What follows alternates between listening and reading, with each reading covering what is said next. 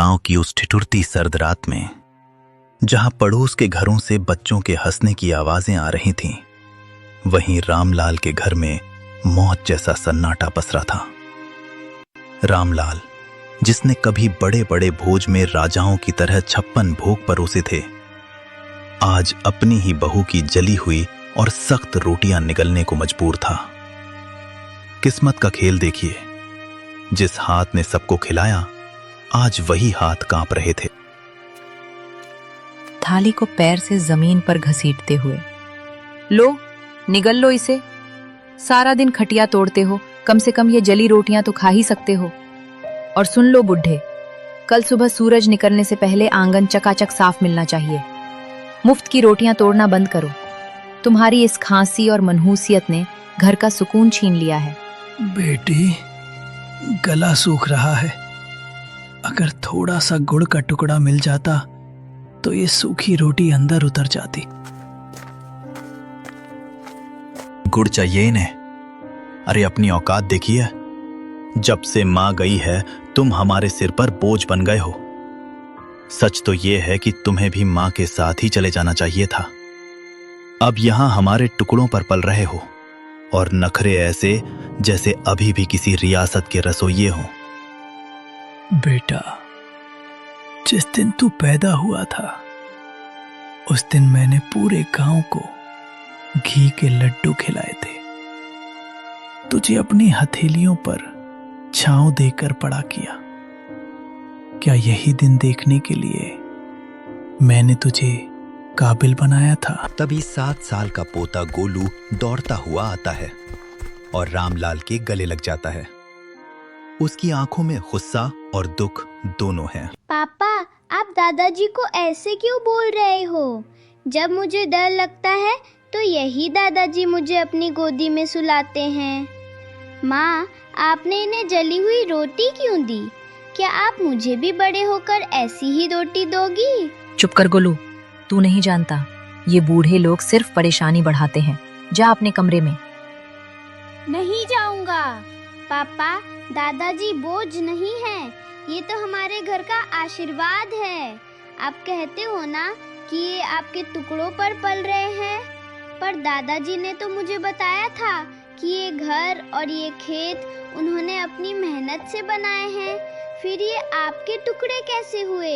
गोलू, तू छोटा है, बड़ों के बीच मत बोल। रामलाल का दर्द तो फिर भी खुले आसमान के नीचे था, जिसे हवाएं सहला देती थीं।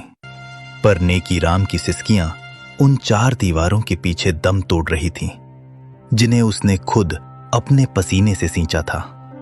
उसका बेटा पवन और बहू शीला ने उसे घर के पीछे एक ऐसे स्टोर रूम में फेंक दिया था, जहां कबाड़ और मकड़ी के जालों के सिवा कुछ न था। उस अंधेरी कोठरी में नेकी राम का वजूद भी उस पुराने सामान जैसा हो गया था, जिसे अब कोई छूना नहीं चाहता। शीला, उफ, कितनी सड़ांध और बदबू आती है इस काल कोठरी से। पवन, कल इस बुढ़े के बर्तन एकदम अलग कर देना। मेरे बच्चों को सख्त हिदायत है कि इनके हाथ का छुआ पानी भी ना पिएं, कहीं कोई बीमारी ना लग जाए। और हाँ, आज इन्हें रात का खाना मत देना, सजा मिलनी चाहिए इन्हें। आज गलती से इन्होंने दीवान खाने के सोफे पर हाथ रख दिया था, सारा सोफा गंदा कर दिया। बेरहमी से कमरे के अंदर झांकते हुए, बिल्कुल सही कह रही हो शीला। पिताजी, आपकी वो पुरानी डायरी और वो टूटा हुआ चश्मा मैंने आज सुबह ही कूड़े के ढेर में फेंक दिया है। अब आपको पढ़ने लिखने की क्या जरूरत? आप बस इस अंधेरे कोने में पड़े रहिए और अपनी मौत का इंतजार कीजिए। हमारी जिंदगी में दखल देना बंद कर दो।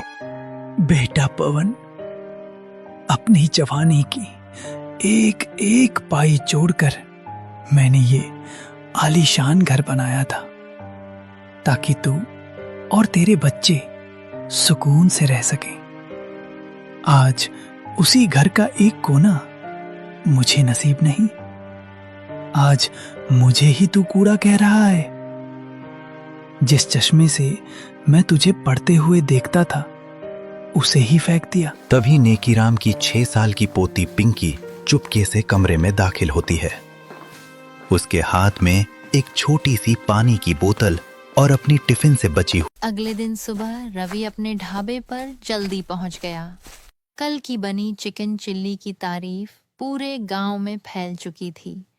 लोग उसी स्वाद को फिर से चखना चाहते थे। आज भी पूरी मेहनत से चिकन चिल्ली बनाएंगे, जो भी आएगा उसे निराश नहीं लौटने देंगे। थोड़ी देर बाद सोहन भी ढाबे पर आ गया। उसने सारी सब्जियां और मसाले मेज पर सजा दी। रवि, आज गांव के कई लोग आने वाले हैं, तैयारी ज्यादा करनी होगी। हाँ, आज पहले से 2 गुना खाना बनाएंगे। दोनों ने मिलकर चिकन तैयार किया। कढ़ाई में लहसुन और अदरक का तड़का लगा। फिर प्याज, शिमला मिर्च और मसाले डाले गए। आखिर में चिकन डालकर दोनों ने अच्छी तरह मिलाया। वाह, खुशबू तो दूर तक जा रही है। यही तो हमारी पहचान बनेगी। धीरे धीरे ढाबे पर लोग आने लगे। किसी ने आधी प्लेट मांगी तो किसी ने पूरी प्लेट। सभी बड़े चाव से चिकन चिल्ली खाने लगे। भाई, इतना स्वादिष्ट चिकन चिल्ली मैंने पहली बार खाया है। अगली बार अपने दोस्तों को भी साथ लेकर आऊंगा। आप सबका प्यार ही हमारी सबसे बड़ी कमाई है। कुछ ही समय में सारी चिकन चिल्ली बिक गई। रवि और सोहन ने एक दूसरे की ओर देखा और मुस्कुरा दिए। देखा रवि, मेहनत कभी बेकार नहीं जाती। बिल्कुल, अगर दिल से काम करो तो लोग खुद तुम्हें पहचानने लगते हैं। शाम होने तक दोनों ने ढाबा साफ किया और अगले दिन की तैयारी करने लगे। अब उनका छोटा सा ढाबा पूरे गांव में स्वादिष्ट चिकन चिल्ली के लिए मशहूर हो चुका था। कल फिर और भी अच्छा खाना बनाएंगे। हाँ, यही हमारा सपना है। कुछ दिन बीत गए। रवि और सोहन का ढाबा अब पूरे इलाके में मशहूर हो चुका था। रोज सुबह से ही ग्राहक आने लगते थे। दोनों समय पर ढाबा खोलते और ताजा चिकन चिल्ली बनाते। सोहन, आज से हम खाने की गुणवत्ता पर और ज्यादा ध्यान देंगे। हाँ, स्वाद वही रहेगा जो लोगों को पसंद है। इतने में शहर से एक परिवार ढाबे पर आ पहुंचा। उन्होंने गांव में इस मशहूर चिकन चिल्ली के बारे में सुन रखा था।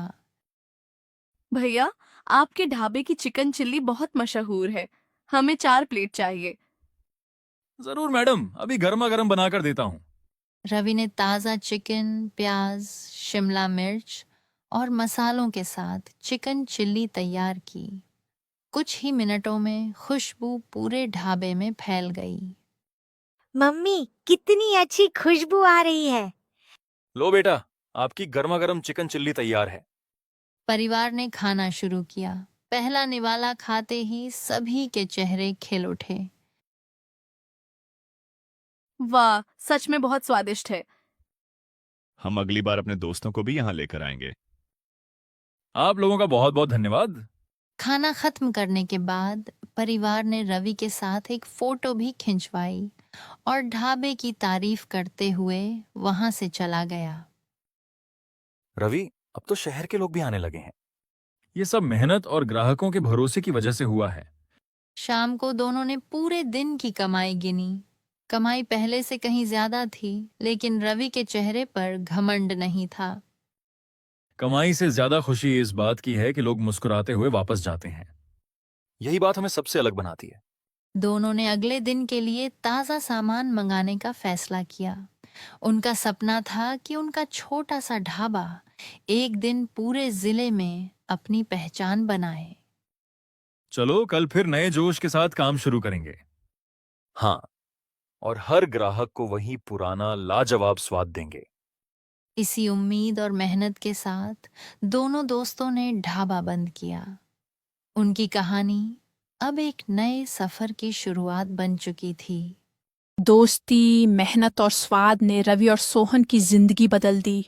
दोनों ने यह साबित कर दिया कि अगर इरादा मजबूत हो तो एक छोटे से ढाबे से भी बड़ी पहचान बनाई जा सकती है।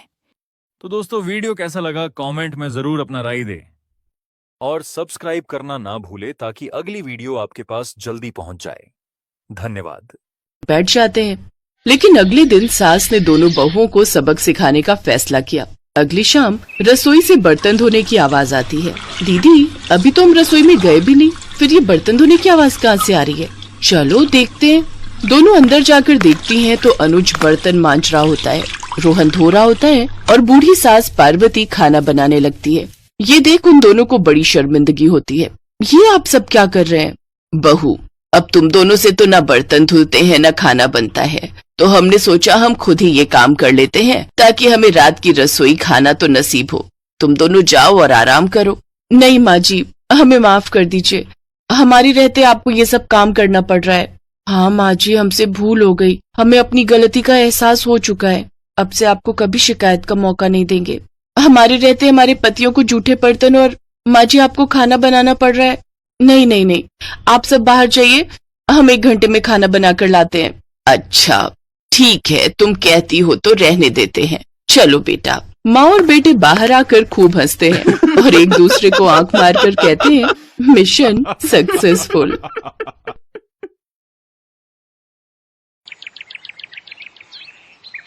एक रोज शाम के वक्त हिना अपनी माँ के साथ बैठी हुई होती है। तभी वो अपने फोन में अपनी माँ को एक लड़की की फोटो दिखाते हुए कहती है, माँ ये देखो, ये लड़की कितनी मॉडर्न एंड टॉल है, ये मेरे भैया के साथ एकदम फिट बैठेगी। तभी उस घर की बड़ी बहू मानसी वहां आती है। चलिए माँ जी, हिना दीदी खाना लग गया है। बहू यहाँ तो आ, ये देख हम तेरे देवर के लिए रिश्ता.com की साइट पे लड़की ढूंढ रहे हैं जो कि सुंदर होने के साथ साथ अमीर भी है। अब तेरे गरीब मायके वालों ने दहेज के नाम पर 1-2 चीज पकड़ा दी बस, इसलिए अब मैं अपनी छोटी बहू अमीर खानदान की लाऊंगी जो कि भर भर कर दहेज लाए। हाँ, वो अपनी बड़ी बहू को ताने दे ही रही थी कि तभी उसका छोटा बेटा हितांश एक मॉडर्न लड़की के साथ घर आता है। उन दोनों के गले में वरमाला डली हुई थी। हितांश बेटा, ये लड़की कौन है? माँ ये जूली है और हम दोनों ने शादी कर ली है। क्या तुम दोनों ने शादी कर ली? मैं नहीं मानती इस शादी को। हाँ तो किसे फर्क पड़ता है आपके मानने या ना मानने से? वैसे भी वो कहावत तो आपने सुनी ही होगी कि जब मियाँ बीवी राजी तो क्या करेगा काजी। मैं जानती हूँ, जरूर इस डायन ने ही तुझे भड़काया होगा। मैं इस डायन को हरगिज अपनी बहू नहीं मानूंगी। भले ही आप ना मानो, लेकिन लीगली तौर पर मैं ही तो हूँ आपकी बहू। इसलिए अब जल्दी से जाइए और आरती की थाली लाकर मेरा गृह प्रवेश कीजिए। सास बेमन से अपनी नई बहू का स्वागत करती है। जूली हितांश के साथ अपने कमरे में चली जाती है। हे राम, माँ अपनी इस नई छैल छबीली के तेवर देखे, इसके तो रंग ढंग ही अलग है, बड़ा ही घमंड है इसमें। तू चिंता मत कर बेटी, कल इसका ससुराल में पहला दिन है, तुम देखना अगर मैंने भी इसका घमंड चूर चूर नहीं किया तो। अगले दिन सुबह हितांश के पिता यानी जूली के ससुर अपनी पत्नी से कहते हैं, विमला देखो तो, सुबह के 10 बजने को हैं और ये नई बहू अभी तक अपने कमरे में सोई पड़ी है और आज इसका रसोई में पहला दिन है और ये अभी तक अपने कमरे में है। तुम रुको जी, अभी मैं इसकी खबर लेती हूँ। नई बहू, अरे ओ नई बहू। कुछ देर बाद जूली वहां आती है। क्या बात है मम्मी जी, क्यों सुबह सुबह इस घर को मच्छी बाजार बनाकर रखा है? छोटी बहू, ये क्या तरीका है अपनी सास से बात करने का? हितांश, हितांश जरा बाहर आना तो। अब क्या हुआ जूली डार्लिंग? तुम चुपचाप से अपने बाप को समझा लो कि वो मुझसे तमीज में रहकर बात किया करे। पिताजी, आपने सुना जूली ने क्या कहा? नालायक, इस दिन के लिए पैदा किया है क्या तुझे कि तू अपनी बीवी का जोरू का गुलाम बन जाए? बस आपसे ही सीखा है पिताजी। जूली की सास खाने की लिस्ट नई बहू के हाथ में देती है और कहती है, ये ले, ये तेरी पहली रसोई की लिस्ट है, आज तुझे ये सब खाना हम सबके लिए बनाना है। और हाँ, उसके बाद किचन की साफ सफाई भी कर देना। सासू माँ, ना तो मैं खाना बनाऊंगी और ना ही सफाई करूंगी। बहू आई है घर में, कोई काम वाली बाई नहीं जो उसे आते ही काम बता दिए। भले ही ससुराल में मेरा पहला दिन हो, लेकिन इस पहले दिन से अब आप लोगों की जिंदगी बदलने वाली है। तो मेरी प्यारी ननद जी, पहले तो आप इस घर की साफ सफाई करोगी और सासू माँ आप बनाएंगी खाना, और वो भी मेरी पसंद का। मैं ये सब नहीं करूंगी, समझी? देवरानी जी, ये सब क्या कह रही हैं आप? हम इस घर की बहू हैं और ससुराल वालों का ख्याल रखना हमारा फर्ज है। जेठानी जी, इन जैसे फर्जी लोगों के लिए काहे का फर्ज? इनके साथ तो यही होना चाहिए।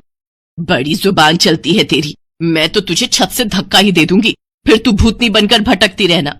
और ये हो गई आपकी कही बातों की सारी रिकॉर्डिंग। अब अगर सासू माँ आप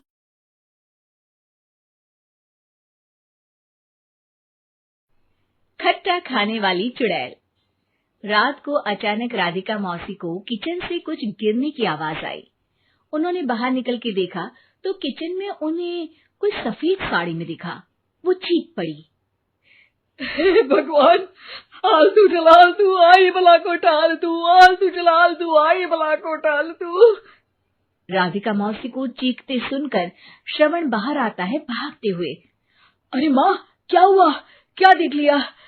दादी माँ आ गई क्या सपने में? अरे बेटा, रसोड़े में देख तो कौन है? श्रवण रसोड़े में झांक कर देखता है और उसे कोई नहीं दिखता अंदर। अब रसोड़े में तो कोई नहीं है माँ। कोई सफेद साड़ी में नहीं है क्या? नहीं माँ, कोई भी नहीं है। चिल्लम चिल्ली की आवाज सुनकर काजल भी वहां आ जाती है। अब क्या हो गया माँ जी? अरे बेटा, रसोड़े में एक चुड़ैल थी सफेद साड़ी में। अरे क्या कर रही थी वो अंदर? अरे बताया नहीं, कल आएगी ना तो पूछ लूंगी। चुड़ैल जी, आपका क्या प्लान है? माँ जी, रात बहुत हो गई है, आपने कोई बुरा सपना देखा होगा, चलिए सो जाइए। राधिका मौसी सोने तो चली जाती है पर उनको रात भर नींद ही नहीं आती। वो कुछ भी उलझुल बातें सोचने लगती है। कहीं चुड़ैल की वजह से तो घर में टेंशन नहीं हो रहा, कहीं उसी की वजह से तो वो दादी नहीं बन पा रही। सुबह जब राधिका मौसी रसोड़े में छानबीन करती है तो पाती है कि नींबू का अचार गायब है। चुड़ैल नींबू का अचार ले गई, मुझे तो ठीक नहीं लग रहा कुछ। चुड़ैल को भी पता है कि जिंदगी का असली मजा तो खट्टे में ही है। राधिका मौसी झट से श्रवण को फोन कर देती है। बेटा, मुझे समस्या समझ में आ गई है, हमें एक तांत्रिक की जरूरत है। अरे क्या बोल रही हो माँ, तांत्रिक की क्या जरूरत है? आप पूजा पाठ तो कर ही रही हो ना। आलतू जलालतू मंत्र सारे फालतू जैसे कुछ मंत्र पढ़ो, चली जाएगी अपने आप चुड़ैल। अरे नहीं बेटा, कभी चुड़ैल को कम नहीं समझते। अरे तुझे पता भी नहीं चलेगा कि कभी वो छल करके काजल की जगह घर की बहू खुद बन जाएगी। क्या माँ, कुछ भी बोल रही हो? कहाँ काजल और कहाँ चुड़ैल? वैसे एक बात बताओ, काजल को अगर गाने के लिए बोल देना तो चुड़ैल काजल की आवाज सुनकर घर तो क्या धरती लोग छोड़कर चली जाएगी। तुम ना पढ़े लिखे बच्चे हर चीज को मजाक समझते हो। तुम रहने दो, मैं खुद ही तांत्रिक को बुला लेती हूँ। अच्छा सुन, शाम को इमली लेके आना। क्या है कि चटनी खाए बहुत दिन हो गए है ना? नहीं माँ, इमली तांत्रिक से ही मंगवा लो ना, आटा वगैरह भी उसी से पिसवा लेना। देखो मुझे काम करना है। श्रवण रात को कई तरह की सब्जियों के साथ माँ के कहने पे चटनी के लिए इमली भी ले आया था, लेकिन राधिका मौसी के दिमाग में अलग ही फिल्म चल रही थी। उन्हें अब सिर्फ शक ही नहीं यकीन होने लगा था कि शायद चुड़ैल ने श्रवण पर अपना जाल बिछा दिया था, जिस वजह से श्रवण उनकी बात ही नहीं मान रहा था।